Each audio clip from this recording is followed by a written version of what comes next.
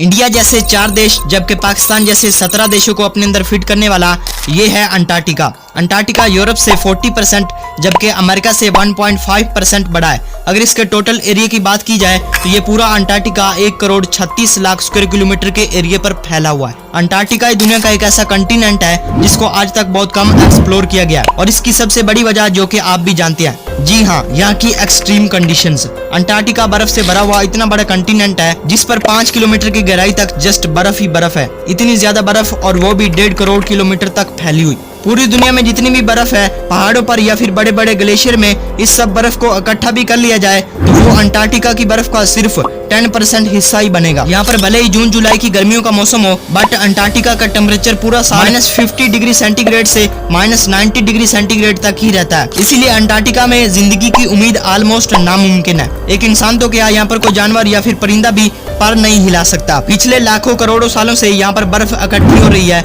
यहाँ पर हर वक्त बर्फानी तूफान आना जस्ट एक कॉमन सी बात है। अब आप ही सोच लो कि इतनी ज्यादा एक्सट्रीम कंडीशन में कौन सा वो इंसान होगा जो कि यहाँ पर सरवाइव कर सकेगा।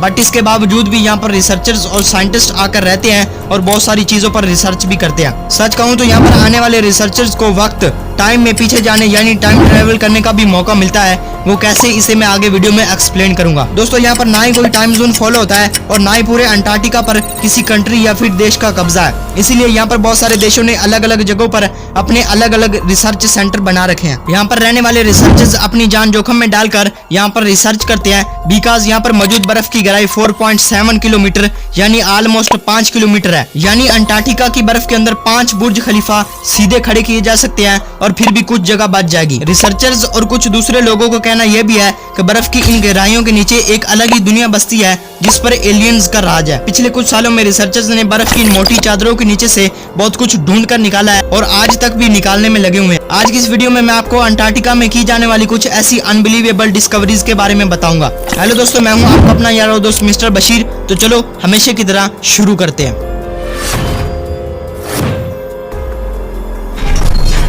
नंबर 1, अंटार्कटिका की बंजर बर्फ के अंदर से अभी तक रिसर्चर्स को बहुत सारे मेटेओराइट्स भी मिल चुके हैं। मेटेओराइट ऐसे पत्थर को कहा जाता है जो कि हमारी धरती का नहीं बल्कि किसी दूसरे प्लेनेट से आया हो। इनमें से कई सारे मेटेओराइट्स का हमारे पड़ोसी प्लेनेट मार्स से भी ताल्लुक है। इनमें से एक मेटेओराइट जिसका नाम ALH 84001 है, ये हमारे सोलर सिस्टम का 4.5 बिलियन साल यानी 4.5 अरब साल पुराना मेटेओराइट है। इस मेटेओराइट ने साल 1996 में हेडलाइंस में अपना नाम बनाया था जब साइंटिस्ट ने ये ऐलान किया कि मार्स से आने वाले मेटेओराइट में से माइक्रोफोसिल्स के एविडेंस भी मिले हैं, जिससे ये साफ साफ पता चलता है कि जब ये मेटेओराइट पत्थर का टुकड़ा मार्स से टूटकर यहाँ पर आया था, उस वक्त पर मार्स पर जिंदगी मुमकिन थी। साइंटिस्ट और रिसर्चर्स के इन दावों की वजह से ही आज तक मार्स पर जिंदगी की उम्मीद ढूंढने की कोशिश की जा रही है। इस मेटेओराइट में से साइंटिस्ट को कुछ ऐसे मिनरल्स भी मिले हैं जो कि जस्ट पानी में ही पाए जाते हैं। यानी ये बात तो कंफर्म है कि मार्स पर पानी मौजूद है, लेकिन कहां पर है ये आज तक भी ढूंढा जा रहा है। नंबर 2, अंटार्कटिका में पिछले लाखों सालों से बर्फ मेल्ट नहीं हुई है। इसका मतलब ये है कि यहाँ की बर्फ के अंदर उस वक्त की एटमॉस्फेयर के एयर बबल्स आज तक भी मौजूद हैं। इसीलिए रिसर्चर्स यहाँ पर कोर ड्रिलिंग करते हैं और आइस यानी बर्फ के पूरे कोर को बाहर निकाल लिया जाता है, जिसकी मदद से रिसर्चर्स और साइंटिस्ट को टाइम में पीछे जाने का भी मौका मिलता है। आइस के अंदर मौजूद ये छोटे छोटे एयर बबल्स एंशिएंट दौर की हर एक एटमॉस्फेरिक कंडीशन को अपने अंदर महफूज रखे हुए हैं। इनसे रिसर्चर्स आसानी से पता लगा सकते हैं कि पास्ट में अर्थ यानी हमारी जमीन पर क्या क्या तबाहियां हुई हैं और आगे फ्यूचर में वो किस किस टाइम पर हो सकती हैं। नंबर 3, साल 1950 में अंटार्कटिका की आइस शीट्स के नीचे से एक बहुत बड़ी माउंटेन रेंज डिस्कवर की गई थी जिसको गैम्ब्रेस्टिव माउंटेन रेंज भी कहा जाता है। 1200 किलोमीटर तक फैली हुई इस माउंटेन रेंज के पहाड़ 3000 मीटर तक ऊंचे होते हैं। बट सोचने वाली बात यह है कि ये पहाड़ दुनिया में मौजूद दूसरे पहाड़ों से बिल्कुल ही डिफरेंट है। नॉर्मली जिस एरिया में ये पहाड़ मौजूद है इनको बहुत पुराना होना चाहिए था, बट इनकी बनावट बता रही है कि ये उतने पुराने नहीं। बर्फ के कई किलोमीटर नीचे इनकी मौजूदगी भी साइंटिस्ट को परेशान किए हुए है, क्योंकि पहाड़ ज्यादातर टेक्टोनिक प्लेट्स की मूवमेंट की वजह से बनते हैं, लेकिन अंटार्कटिका में ऐसी कोई मूवमेंट ही नहीं होती। तो फिर क्या इनको किसी सिविलाइजेशन ने बनाया था या फिर ये एलियंस का काम है।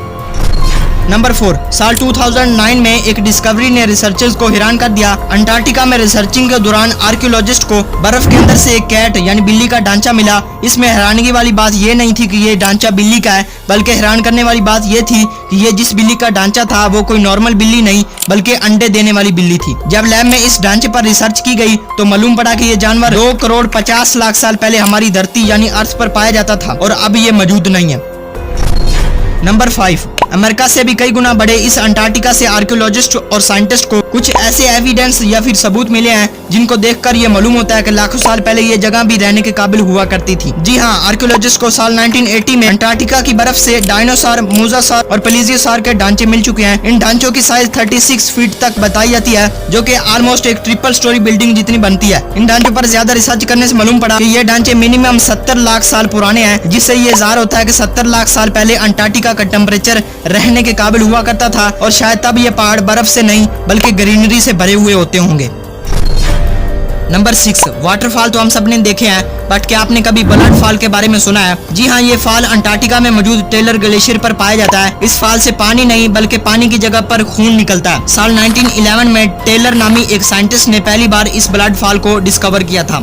फिर कई सालों तक यही माना जाता रहा कि वाकई इस ग्लेशियर के अंदर से खून बहता है, बट मॉडर्न साइंस ने जब इस पर मजीद रिसर्च की तो तब मालूम पड़ा कि इस ग्लेशियर के नीचे एक बहुत बड़ा पानी का डैम मौजूद है और इस पानी की खास बात यह है कि इसमें सी वाटर से भी 3 गुना ज्यादा साल्ट पाया जाता है, जिसकी वजह से यह फ्रीज नहीं होता। इसके साथ साथ इस पानी में पहाड़ों से निकलने वाला आयरन भी मौजूद है। इस ग्लेशियर से जब पानी बाहर निकलने की कोशिश करता है तो हवा में मौजूद ऑक्सीजन पानी के आयरन के साथ मिक्स होकर आयरन ऑक्साइड बनाती है, जिसका कलर रेड होता है और इसी वजह से हमें यह पानी खून जैसा देखने को मिलता है। खैर छोड़ो दोस्तों, आपको ये वीडियो कैसी लगी? अगर आपको वीडियो अच्छी लगी तो प्लीज चैनल को सब्सक्राइब कर दें, बिकॉज मैं इसी तरह की अच्छी इन्फॉर्मेटिव और इंटरेस्टिंग वीडियोस चैनल पर लाता रहता हूँ। और अगर हाँ, इस वीडियो का पार्ट 2 आपको चाहिए तो नीचे कमेंट में पार्ट 2 जरूर लिखें। मिलते हैं फिर किसी इसी तरह की नई वीडियो में, तब तक के लिए बाय।